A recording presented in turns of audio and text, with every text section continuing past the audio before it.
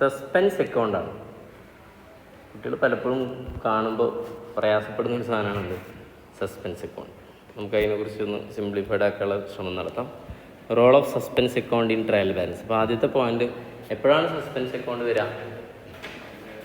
Trial balance equal ആവാതെ വന്നാൽ മാത്രമേ എന്ത് ചെയ്യുള്ളൂ, വരുള്ളൂ. അപ്പോൾ ട്രയൽ ബാലൻസ് ഈക്വൽ ആവാതെ വരിക എന്ന് പറഞ്ഞാൽ അതിൻ്റെ മീനിങ് എന്താ? നമ്മൾ എറർ ട്രയൽ ബാലൻസിന് മുൻപേ എന്ത് ചെയ്തിട്ടില്ല, റെക്ടിഫൈ ചെയ്തിട്ടില്ല. Not the point. ഓക്കെ അല്ലേ? അപ്പോൾ 3 സ്റ്റേജ് ഉണ്ട് before trial balance. Before trial balance ആണെങ്കിൽ സസ്പെൻസ് അക്കൗണ്ട് എന്നുള്ള കോൺസെപ്റ്റ് ഉണ്ടോ? ഇല്ല.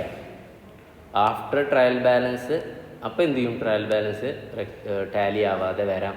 ഞാൻ എന്നാൽ പറയേ എല്ലാ എററുകളും എഫക്റ്റ് ചെയ്യണമെന്നില്ല, പക്ഷെ വരാം. ട്രയൽ ബാലൻസ് ടാലി ആവാതെ വരുമ്പോൾ അവിടെ എന്ത് വരും? സസ്പെൻസ് വരും. ഓക്കെ അല്ലേ?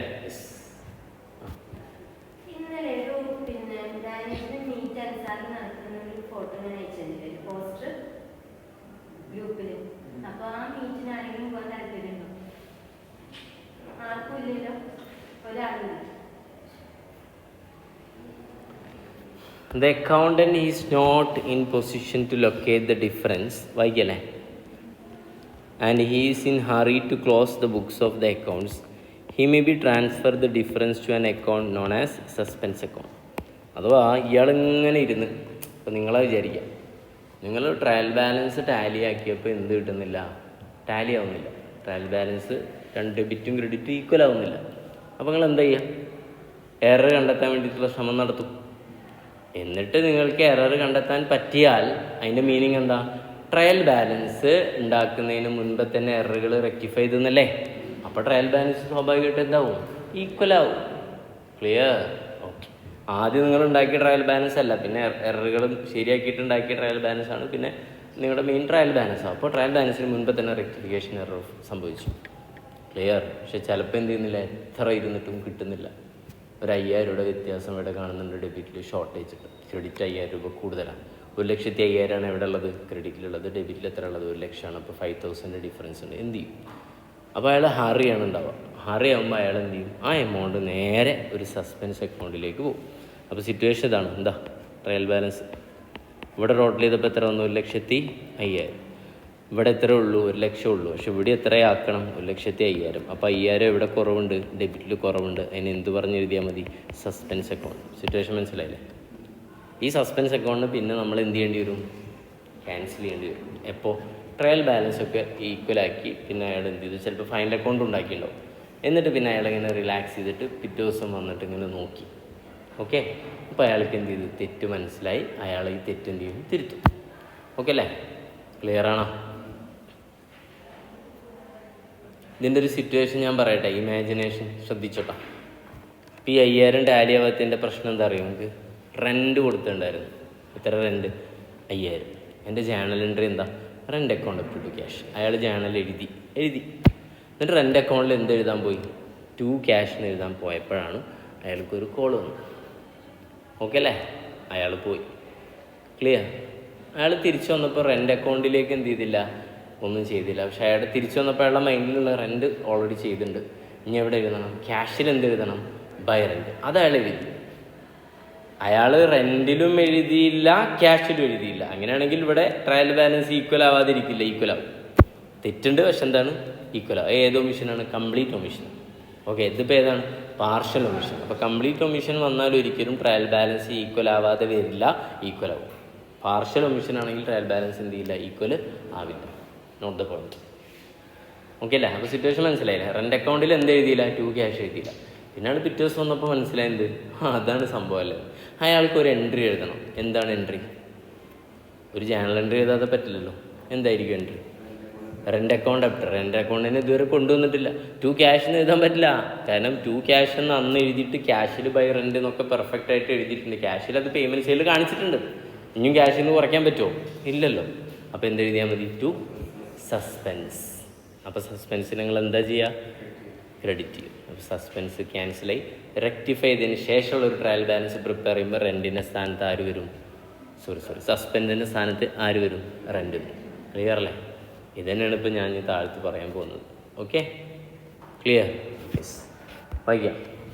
Therefore, in order to avoid the delay in preparation of final account. കാരണം എറർ കണ്ടെത്തിയിട്ട് ഫൈനൽ അക്കൗണ്ട് പ്രിപ്പയർ ചെയ്തിരുന്ന കുറേ സമയം എടുക്കും. അപ്പോൾ ആ പ്രശ്നം തീർക്കാൻ വേണ്ടിയിട്ട് the difference in trial balance put suspense അക്കൗണ്ടിൽ പുട്ട് ചെയ്യും. When the error rectify by passing journal entry in the suspense account balance will become 0. നമ്മളിപ്പോൾ എഴുതിയ എൻട്രി എന്തായിരുന്നു? Rent account up to suspense. അപ്പോൾ in simple word, there is a shortage of trial balance in debit or credit side. Such amount of difference should be transferred to temporary account, namely അതാണ് suspense account. താൽക്കാലികമായിട്ട് ഒരു അക്കൗണ്ടിലേക്ക് ഇതാക്കുന്നതാണ്. അതിൻ്റെ പേരെന്താ? Suspense account. Where it is shown. അടുത്ത ചോദ്യം. ഇപ്പോൾ ഫൈനൽ അക്കൗണ്ട് പ്രിപ്പയർ ചെയ്ത് ഇയാൾക്ക് ഭയങ്കര അർജൻസി ഉണ്ട്. എന്ത്? 5000 റുപ്യ അല്ലേ ഓണർ ഇത് പറഞ്ഞത്? 5000 വ്യത്യാസമുണ്ട്. അത് കുഴപ്പമുള്ളതല്ല സിംഗ. ഈ ഒരു പണി ഫൈനൽ അക്കൗണ്ട് പ്രിപ്പയർ ചെയ്ത് പ്രോഫിറ്റ് കൊണ്ടാണ്. അപ്പോൾ ഇത് കറക്റ്റ് പ്രോഫിറ്റ് ആവുമോ? ഇത് ആവില്ല, ചെറിയ വ്യത്യാസം ഉണ്ടാവും. കാരണം പ്രോഫിറ്റിൽ റെൻറ്റും കൂടെ കയറണം. റെൻറ്റ് എഴുതിയിട്ടില്ല, സസ്പെൻസിൽ എടുക്കുകയാണ്. അപ്പോൾ തൽക്കാലം ആ സസ്പെൻസ് എവിടെയൊക്കെ എടുക്കുക? ബാലൻസ് ഷീറ്റിലിടും. അസറ്റാണോ ലയബിലിറ്റി ആണോ? പറയും. ലയബിലിറ്റി. സസ്പെൻസ് അക്കൗണ്ട് എപ്പോഴും ഏതായിരിക്കും? ലയബിലിറ്റി ആയിരിക്കും. അങ്ങനെ ഉണ്ടാവും. എന്താ അങ്ങനെ പറഞ്ഞത്? അങ്ങനെയൊന്നുമില്ല. ഇതിപ്പോൾ ഏതാ ബാലൻസ്? ഡെബിറ്റ്. ഇപ്പോൾ ഈ റെൻറ്റിൻ്റെ പ്രശ്നം അവർ സോൾവ് ചെയ്തില്ലെങ്കിൽ ഇത് ബാലൻസ് ഷീറ്റിൽ എവിടെ കാണിക്കുക? ഡെബിറ്റ് അല്ലേ? ഡെബിറ്റ് ആണെങ്കിൽ എവിടെ കാണിക്കുക? ലയബിലിറ്റി സൈഡിലല്ലേ? എന്താടോ? അസറ്റിനല്ലേ ഡെബിറ്റ് ബാലൻസ് ഉണ്ടാവുക? ലയബിലിറ്റീസിന് ഏത് ബാലൻസ് ഉണ്ടാവുക? ക്രെഡിറ്റ്. അപ്പോൾ ഈ സസ്പെൻസ് എവിടെ കാണിക്കുക? അസറ്റ് സൈഡിലാണ് കാണിക്കുക. എപ്പോഴും സസ്പെൻസ് അസറ്റ് ആവുമോ? ഇനി നേരെ തിരിച്ചു ആയിക്കൂടെ? ഈ സസ്പെൻസ് ചിലപ്പോൾ ക്രെഡിറ്റ് വന്നൂടെ? ഷോർട്ടേജ് അവിടെയാണെങ്കിൽ അപ്പോൾ അത് എവിടെ കാണിക്കും? ലയബിലിറ്റി. അതാണ് point. Shown in debit balance. If debit balance എവിടെ? Asset side. ക്രെഡിറ്റ് ബാലൻസ് ആണെങ്കിൽ എവിടെയാണ്? Liability side. ഓക്കെ അല്ലേ? യെസ്. ഒരു കൺസെപ്റ്റ് പ്രോബ്ലം കൂടെ പറഞ്ഞ് നമുക്ക് ഈ ടോപ്പിക്ക് നിർത്താം. അലൻ ഒരു അക്കൗണ്ടൻ്റ് ആണ്. When he prepare a trial balance prepare ചെയ്യുന്നു 31 December 2019 he found a shortage of 5000 in ഏതാണ്? Credit side. അയ്യോ, ഇത് വേറെ. ഇത് ഏത് സൈഡാണ്? ക്രെഡിറ്റ് സൈഡിലാണ്. എന്ത്? 5000. ഓക്കെ അല്ലേ? സച്ച് ഷോർട്ടേജ് ട്രാൻസ്ഫർ ടു ഏതാണ്? Suspense account. അപ്പോൾ ഇങ്ങനെ നോക്കും. ഇതാ ഇവിടെ ടോട്ടൽ ചെയ്ത് ഇവിടെ ടോട്ടൽ ഇപ്പോൾ 1,00,000 എത്ര കിട്ടി? ഡെബിറ്റിൽ 60 കിട്ടി. ഇവിടെ എത്ര കിട്ടിയുള്ളൂ? 1,55,000 കിട്ടുള്ളൂ. നോക്കി, 1,00,000 പ്ലസ് 55,000 അത്ര കിട്ടുള്ളൂ. അപ്പോൾ ഷോർട്ടേജ് എവിടെയൊക്കെ എടുക്കുന്നുണ്ട്? ക്രെഡിറ്റിലുണ്ട്. അപ്പോൾ 5,000 രൂപ എവിടെ ഇട്ട്? ക്രെഡിറ്റിലിട്ട്. ഓക്കെ ആണോ? ഓക്കെ ആണോ? യെസ്. ഈ പ്രശ്നം തീർക്കാൻ വേണ്ടിയിട്ട് നമ്മൾ എന്ത് ചെയ്യണം? പിന്നെ മനസ്സിലായി 5th ജാനുവരിയിൽ he could find that sales 5,000 രൂപ was omitted to credit in sales account. അപ്പോൾ സെയിൽസ് അക്കൗണ്ടിൽ എന്ത് ചെയ്തിട്ടില്ല? എഴുതിയിട്ടില്ല. അപ്പോൾ ഇതിൻ്റെ ജേണൽ എൻട്രി എന്തായിരിക്കും? Cash account up to sales. പക്ഷേ സെയിൽസ് ക്യാഷിൽ ഇത് കറക്റ്റായിട്ട് എന്ത് ചെയ്തിട്ടുണ്ട്? പോസ്റ്റ് ചെയ്തിട്ടുണ്ട്. സെയിൽസിൽ എന്ത് ചെയ്തിട്ടില്ല? പോസ്റ്റ് ചെയ്തിട്ടില്ല. അപ്പോൾ സെയിൽസിൽ പോസ്റ്റ് ചെയ്യാത്തതുകൊണ്ട് നമ്മൾ സെയിൽസിനെ പുതുതായിട്ട് കൊണ്ടുവരണ്ടേ? എന്നാൽ ക്യാഷ് അക്കൗണ്ട് അപ് ടു സെയിൽസിന് എഴുതാൻ കഴിയുമോ? ഇല്ല. പക്ഷേ അതിന് പകരം നമ്മൾ ഈ ഡിഫറൻസ് ഒരു ഡെബിറ്റിൽ കൊണ്ടുപോയിട്ടിട്ടില്ലേ? അപ്പോൾ എൻട്രി എന്താ വരിക? Suspense account up to sales. നേരത്തെ മുകളിലത്തെ എൻട്രി എന്താ നമ്മൾ പറഞ്ഞ്? റെൻ്റ് അക്കൗണ്ട് അപ് ടു ഏതാണ്? സസ്പെൻസ്. അപ്പോൾ കോമൺ സെൻസ് അപ്ലൈ ചെയ്താൽ പോരെ?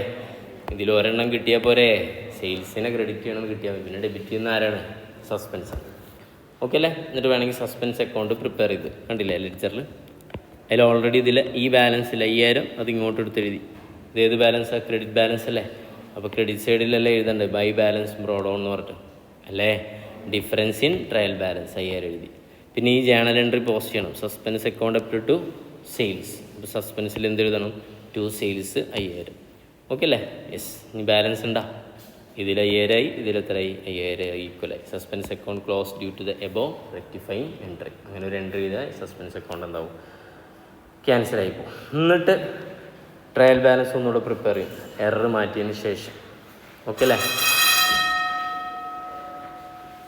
ബ്രേക്കാ?